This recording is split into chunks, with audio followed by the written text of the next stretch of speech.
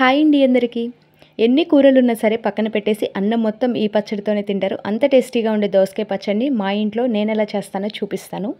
దీనికోసం అయితే ఒక పెద్ద సైజు దోసకాయనైతే తీసుకున్నాను. దీనిపైన చెక్క అంతా తీసేసుకొని ముక్కలుగా అయితే కట్ చేసుకోవాలి.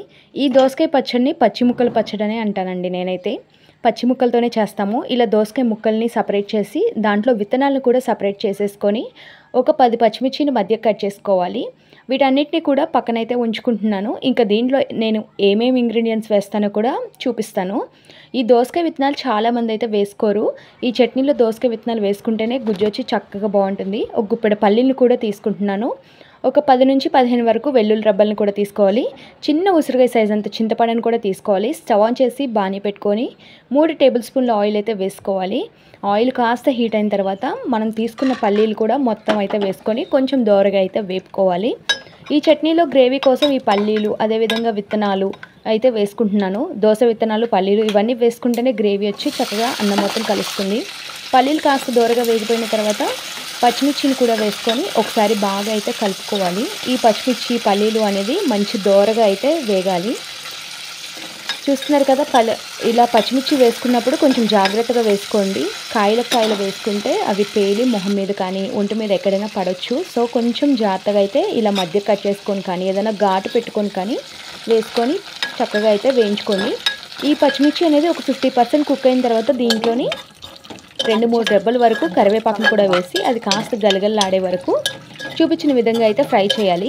ఇవన్నీ కూడా ఈవెన్గా అయితే ఫ్రై అవ్వాలి. చూస్తున్నారు కదా, పచ్చిమిర్చి అనేది పైన లేయర్ అనేది ఇలా వచ్చేసి వైట్ కలర్లో లేయర్ అనేది వచ్చేసి చక్కగా అయితే ఫ్రై అయిపోయింది. ఈ మాత్రం ఫ్రై అయితే చాలు. ఇంకా స్టవ్ ఆఫ్ చేసి బాగా చల్లారి పెట్టుకోవాలి. ఇంకా ఇలా చల్లారిపోయిన దాన్ని మిక్సీ జార్లో అయితే వేసేసుకుంటున్నాను. ఇదంతా కూడా మిక్సీ జార్లో వేసుకొని మనం తీసుకున్న వెల్లుల్లి రబ్బల్ని కూడా వేసేసుకోవాలి. అదేవిధంగా మనం తీసుకున్నాం కదా, చిన్న ఉసిరికాయ సైజ్ అంత చింతపండు వేసామా లేదా అన్నట్టుంటేనే బాగుంటుంది. చింతపండుని మనం తీసుకున్నటువంటి విత్తనాలు మొత్తాన్ని కూడా వేసుకోవాలి. ఈ దోస విత్తనాలని 2 టేబుల్ స్పూన్ల కల్లుపుని చిటికెడు పసుపుని కూడా వేసుకోవాలి.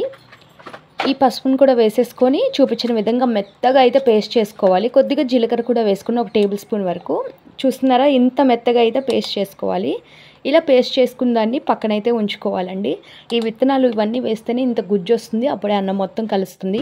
అదే బాణీలోని మళ్ళీ ఒక 2-3 టేబుల్ స్పూన్ల ఆయిల్ అయితే వేసుకొని తుంచినటువంటి ఎండుమిరపకాయలను 2 అయితే యాడ్ చేసుకోండి. ఇవి కాస్త దోరగా ఫ్రై అయిన తర్వాత దీంట్లోని పచ్చిశనగపప్పు 2 టేబుల్ స్పూన్లు అయితే యాడ్ చేసుకుంటున్నాను.